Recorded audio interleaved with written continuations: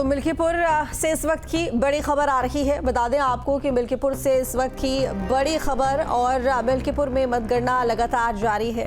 कड़ी सुरक्षा के बीच में वोटों की गिनती की जा रही है। मिल्कीपुर में मतगणना जारी है। मिल्कीपुर में बीजेपी प्रत्याशी फिलहाल आगे बढ़ते हुए दिखाई दे रहे हैं रुझानों में। तो मिल्कीपुर में फिलहाल बीजेपी प्रत्याशी रुझानों में आगे बढ़ते हुए दिखाई दे रहे हैं। 30,995 वोटों से बीजेपी प्रत्याशी आगे चल रहे हैं, यानी कि चंद्रभानु पासवान यहाँ पर आगे बढ़ते हुए दिखाई दे रहे हैं। काउंटिंग को लेकर मिल्कीपुर में सुरक्षा पुख्ता है, सख्त इंतजाम किए गए हैं। तो मिल्कीपुर विधानसभा उपचुनाव जिसको लेकर मतगणना की जा रही है। बता दें कि हाल ही में 5 तारीख को यहाँ पर वोटिंग हुई थी, और ऐसे में ये बाई इलेक्शन बेहद महत्वपूर्ण माने जा रहे हैं। महज सीट एक है, लेकिन इंपॉर्टेंट बहुत है तमाम दलों के लिए, इसीलिए कोई कोर कसर छोड़ी नहीं गई प्रचार प्रसार में। ऐसे में रुझान सामने आने शुरू हो गए हैं, और रुझानों में बीजेपी प्रत्याशी आगे। पुरुषोत्तम राम की नगरी में आता है मिल्कीपुर विधानसभा क्षेत्र। आज मतगणना शुरू है। मुझे चिरतुल्य मतदाताओं पर,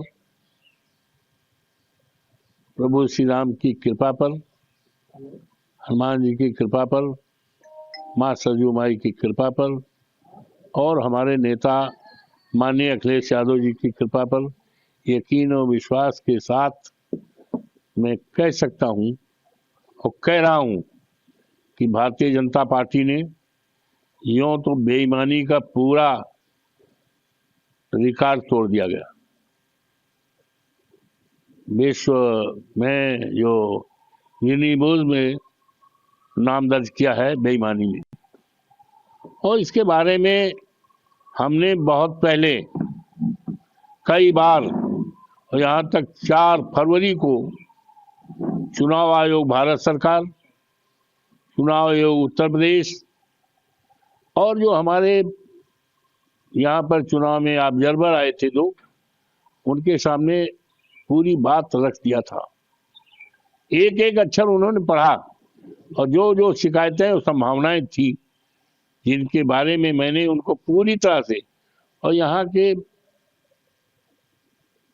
दैनिक जागरण को, अमर उजाला को, जन मोर्चा को, और सबको दे दिया था। और चुनाव जब हो रहा था तो जिन जिन शिकायतों पर, संभावनाओं पर मैंने दिया था, वो सारी हमारी शिकायतें, संभावनाएं पूरी तरह से उस समय साबित हो रही थी। जिस समय बूथों पर भारतीय जनता पार्टी के गुंडे कैप्चर कर रहे थे, यहाँ तक पीठासीन अधिकारी बटन दबा रहे थे, इसकी शिकायतें दिया। लेकिन उन शिकायतों पर जो ऑब्जर्वर आए थे, अटेंड करते थे जरूर, हाँ जी करते, लेकिन कुछ नहीं किया, और पूरी तरह से लूटपाट किया गया। इसके बावजूद भी भारतीय जनता पार्टी हारेगी।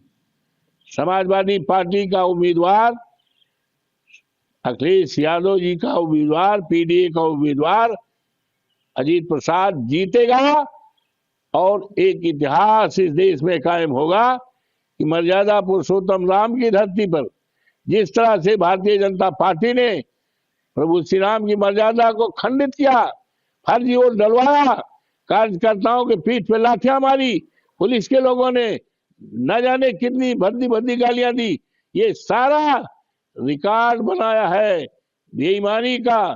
और तो देखिए, अभी आप सुन रहे थे यहाँ पर अवधेश प्रसाद को, जो कि फैजाबाद से सांसद हैं। उन्होंने कहा कि यहाँ पर समाजवादी पार्टी ही जीतेगी, और किस तरीके से बीजेपी लोगों को लेकर कोई काम नहीं करती विकास के लिए, और भ्रष्टाचार करती है, क्राइम रेट को लेकर उन्होंने कई बातें कही हैं। तो लेकिन फिलहाल यहाँ पर रुझानों की अगर हम बात करें तो बीजेपी प्रत्याशी आगे चल रहे हैं चंद्रभानु पासवान, और जो अजीत प्रसाद हैं, अवधेश प्रसाद के बेटे, वो भी यहाँ पर चुनाव लड़ते हुए दिखाई दे रहे हैं। और आपको ये बता दें कि फिलहाल वो पीछे चल रहे हैं बीजेपी के कैंडिडेट से। अजीत प्रसाद, जिनको ये उम्मीद थी क्योंकि उनके जो पिता हैं अवधेश प्रसाद काफ़ी समय से सीट से जीतते आ रहे हैं, जिसका फायदा ज़रूर अजीत प्रसाद को मिलेगा, लेकिन रुझान फिलहाल कुछ और ही बता रहे हैं। यहाँ पर देखा जा रहा है कि बीजेपी प्रत्याशी आगे चल रहे हैं।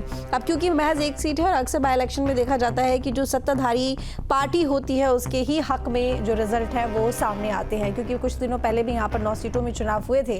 10 सीटों पर चुनाव होने थे, लेकिन क्योंकि मिल्कीपुर का जो चुनाव है वो किसी वजह से टल गया था। 9 सीटों पर हमने देखा कि बीजेपी ने किस तरह से शानदार प्रदर्शन किया और समाजवादी पार्टी को अपनी कुछ सीटें गंवानी पड़ी।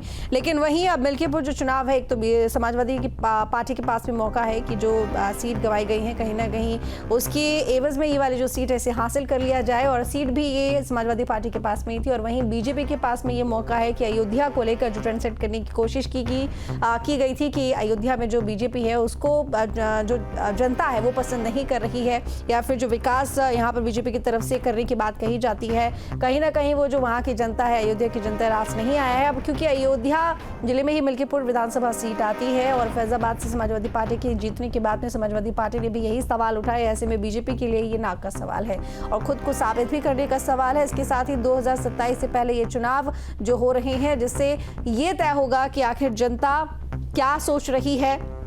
2027 से पहले एक तरह से सेमीफाइनल के तौर पर इसको देखा जाता है, लिटमस टेस्ट के लिए देखा जाता है कि जो जनता का रुख है, जनता की जो सोच है वो किस तरीके से सरकार के हक में है, या फिर जो वो जो विपक्ष की पार्टियां हैं उनकी तरफ उनका झुकाव है। कहीं ना कहीं इन उपचुनावों में ये तय हो जाएगा कि जनता क्या चाहती है।